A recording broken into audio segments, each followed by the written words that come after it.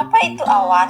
Menurut Kamus Besar Bahasa Indonesia atau KBBI, awan adalah kelompok butiran air, es atau kedua-duanya yang tampak mengelompok di atmosfer. Awan juga dipahami sebagai sekumpulan tetes air atau kristal es yang melayang di atmosfer. Ketika udara naik dan mendingin, ia kehilangan kemampuannya untuk menahan uap air. Nah, selanjutnya akan mengembun jadi tetesan air dan membentuk awan. Para ilmuwan sudah pernah menjelaskan tentang keberadaan awan ini sejak tahun 1770-an. Adapun pengertian awan menurut para ilmuwan adalah: pertama, menurut Lamarck dan Howard, awan adalah kumpulan dari gelembung-gelembung air. Kedua, menurut Van Gurik, awan dibentuk berdasarkan teori gelembung. Ketiga, menurut Collier, tetesan awan dan langit dibentuk oleh debu. Menurut Aitken, tetesan awan terbentuk dari uap air dengan bantuan partikel debu sebagai penentu terbentuknya fase baru. Keberadaan awan di atmosfer sangat berpengaruh pada cuaca dan iklim di bumi.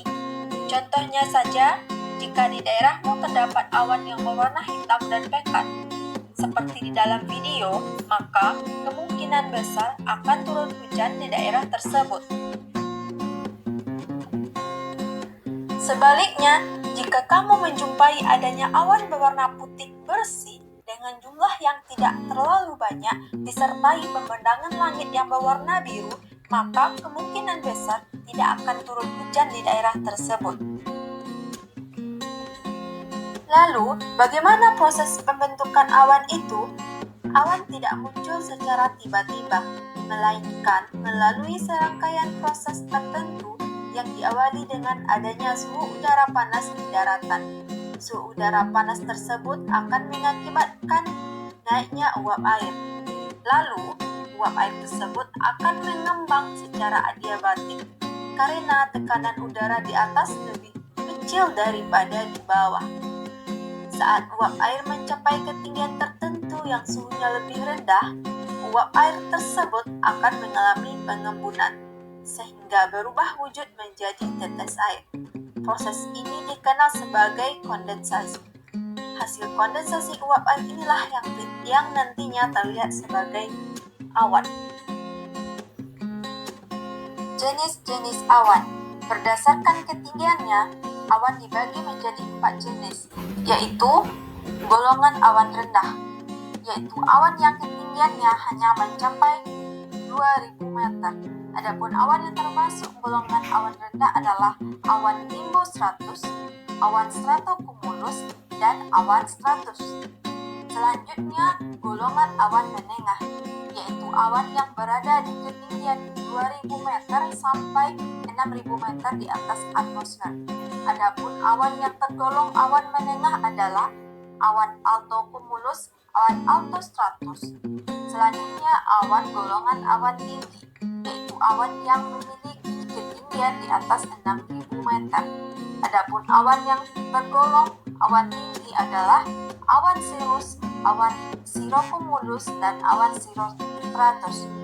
Selanjutnya, golongan awan yang membumbung ke atas, yaitu awan cumulus humilis, awan cumulus congestus, dan terakhir adalah cumulonimbus. Lalu, apa saja sih faktor-faktor yang mempengaruhi awan? Berikut faktor-faktor yang mempengaruhi awan. Pertama adalah suhu udara. Salah satu faktor yang mempengaruhi proses pembentukan awan adalah naiknya suhu udara di daratan. Jika suhu udara naik, uap air akan terangkat di atas lalu mengembang secara adiabatik untuk selanjutnya berubah menjadi awan. Kedua, intensitas sinar matahari. Semakin besar intensitas sinar matahari yang mengenai bumi, maka semakin besar energi kalori yang dihasilkan. Akibatnya, suhu akan meningkat. Ketiga, adalah angin. Semakin kencang angin yang berhembus akan mempercepat proses penguapan. Akibatnya, awan lebih cepat terbentuk. Yang keempat, kelembapan udara. Udara lembab akan mempercepat proses pembentukan awan. Hal itu karena udara lembab mengandung banyak uap air.